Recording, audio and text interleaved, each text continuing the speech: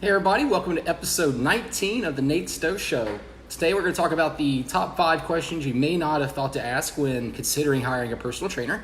I wanted to review the movie Conspiracy Theory from 1997 with Julia Roberts and Braveheart himself, Mel Gibson. And nothing on the Saints today. It's kind of that boring part of the off-season after the draft, before the summer camps where not a whole lot happening, so we'll have to wait till it's a little bit more interesting to get into the Saint talk. So let's start with the top 5 questions that you may not think to ask when you're considering hiring a personal trainer.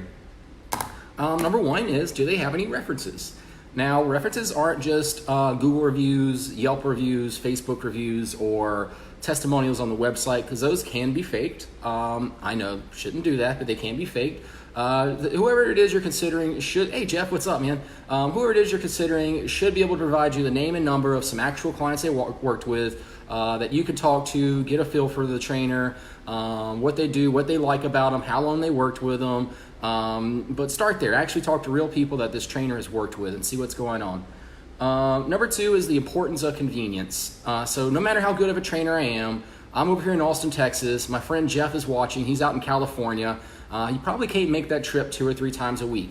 Now, that being said, you might drive a little bit further for quality. I know I do. I drive a little further to eat at a better restaurant than the one right across the street from me. But how far you're going to drive, that level of convenience is definitely up to you. Just make sure it's something realistic that you can commit to 2 to 3 times a week.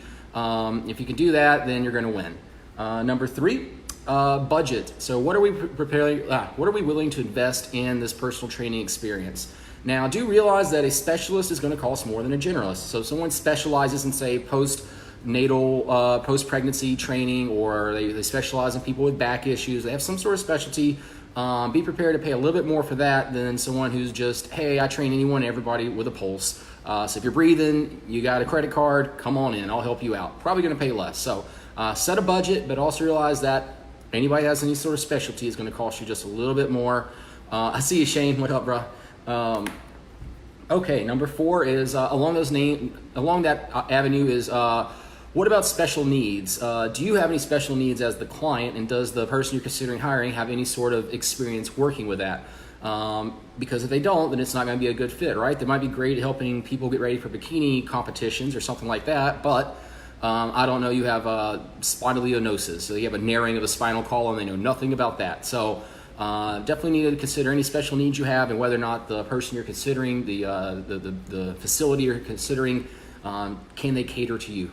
And finally, number 5 is, when you're meeting with the trainer, are they using technical jargon? Because if they're using technical jargon and they're calling it their latissimus dorsi and the supraspinatus and what have you versus like shoulder and lats, bruh, then there's probably some insecurity. They're not as knowledgeable as they think. A little bit like that Bruce Lee quote when he started, a punch was a punch, a kick was a kick. Then he learned that a punch was not just a punch, a kick is not just a kick. And when he became a black belt, and like the Bruce Lee we all know and love, a punch was a punch and a kick was a kick. So a trainer should be able to take this technical stuff and break it down to where a 5th grader can understand it. So if they're trying to use too big of a word, that's just trying to cover up for their knowledge isn't quite as deep as someone who just calls a leg and an arm. All right, guys, that's the 5 considerations of 5 questions I would go through if I was considering hiring a personal trainer. Up next, movie review, Conspiracy Theory, 1997, starring Julia Roberts and Braveheart, Mel Gibson. I gave it an A+. I couldn't see anything wrong with this movie. Now, part of my favorites, part of watching these mid-90s movies is seeing the actors 30, almost 40 years ago, so just seeing them like when they were younger, so that's pretty cool. I also enjoy seeing like the technology and like where it was during that time period, like the pagers and the big cell phones and stuff like that. So I think that's wild. Really enjoy that. And overall, I thought it was a great plot to the movie. I didn't see any plot holes. The acting was good. It was an enjoyable movie, and I think it was on HBO Go. So if you got HBO, go give it a watch. All right, y'all. I'll be back soon with episode 20. Bye.